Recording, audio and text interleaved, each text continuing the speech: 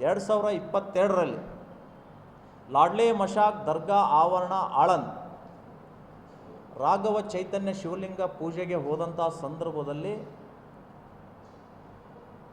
ಸರ್ಕಾರದ ಪ್ರತಿನಿಧಿಗಳ ಮೇಲೆ ಕೇಂದ್ರ ಮಂತ್ರಿ ಭಗವಂತ ಖೂಬಾ, ಅಲ್ಲಿಯ ಆಳಂದ್ ಶಾಸಕ ಸುಭಾಷ್ ಗುತ್ತೇದಾರ್, ರಾಜ್ಕುಮಾರ್ ಪಾಟೀಲ್ ತೆಲ್ಕೂರ್ ಇವರೆಲ್ಲ ಕಾರ್ಗಳ ಮೇಲೆ, DCSP ಕಾರ್ಗಳ ಮೇಲೆ ಮಾರಣಾಂತಿಕವಾಗಿ ದಾಳಿ ಮಾಡಿ ಹಲ್ಲೆ ಮಾಡ್ತಾರೆ.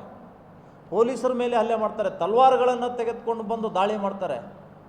ಯಾರು ಹಿಂದೂಗಳು ಪೂಜೆಗೆ ಬರ್ತಾರೆ ಅವ್ರನ್ನ ಬಿಡೋದಿಲ್ಲ ಅಂತ ಹೇಳಿ ಅವರಿಗೆಲ್ಲ ಭಯ ಹುಟ್ಟಿಸೋದಕ್ಕಾಗಿ ಚಾವಣಿ ಮೇಲೆ ಕಲ್ಲುಗಳನ್ನು ಇಟ್ಟಿದ್ರು, ಲಾಠಿಗಳನ್ನು ಇಟ್ಟಿದ್ರು. 8 ಪ್ರಕರಣ ದಾಖಲಾಯಿತು. ಮುಸ್ಲಿಮರ ದರ್ಗಾದ ಮುಸ್ಲಿಂ ಕಮಿಟಿ ಜೊತೆಗೆ ಮತ್ತು ಕಾಂಗ್ರೆಸ್ ಜೊತೆಗೆ ಮಾತುಕತೆ ಆದ ಪರಿಣಾಮ ಗಂಭೀರ ಪ್ರಕರಣ ಇದ್ದರೂ ಕೂಡ, ಮತ್ತು ವ್ಯಾಜ್ಯಗಳ ಒಂದು ಇಲಾಖೆ ಇದೆ,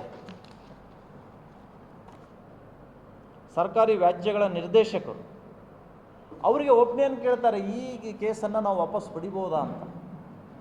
ಅವ್ರು ಹೇಳ್ತಾರೆ ಯಾವುದೇ ಕಾರಣಕ್ಕೂ ವಾಪಸ್ ಪಡೆಯೋಕ್ಕೆ ಬರೋಂಗಿಲ್ಲ, ಚಾರ್ಜ್ ಶೀಟ್ ಆಗಿದೆ, ಸ್ಪಷ್ಟವಾಗಿ ಅವರು ಉಲ್ಲೇಖ ಮಾಡಿದ್ದಾರೆ, ಅವರು ಅಪರಾಧ ಮಾಡಿದ್ದಾರೆ ಅನ್ನುವಂಥ ಕೃತ್ಯ ಎಸಗಿದ್ದಾರೆ ಅಂತ ಹೇಳಿದರೂ ಕೂಡ ನಿನ್ನೆ ದಿನ ಕರ್ನಾಟಕದ ಕ್ಯಾಬಿನೆಟ್ ಕಾಂಗ್ರೆಸ್ ಸರ್ಕಾರ ಅವರ 8 ಕೇಸುಗಳನ್ನು ವಾಪಸ್ ಪಡೆಯುವುದರ ಮೂಲಕ ಇಂತಹ ಗಲಭೆಕೋರರಿಗೆ ಕಾಂಗ್ರೆಸ್ ಸರ್ಕಾರ ಕುಮ್ಮಕ್ಕು ಕೊಡ್ತಾ ಇದೆ.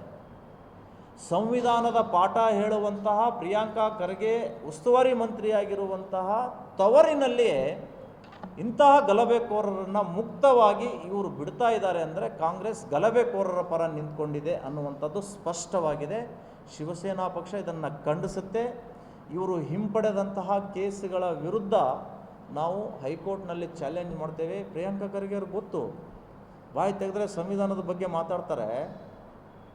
ತಮ್ಮದೇ ಚಿತ್ತಾಪುರ್ನ ಪೊಲೀಸ್ ಠಾಣೆ ಮೇಲೆ ಕಲ್ಲು ತೂರಾಟ ಮಾಡಿದವರದ್ದು ಕೇಸನ್ನು ವಾಪಸ್ ತಗೊಂಡ್ರು.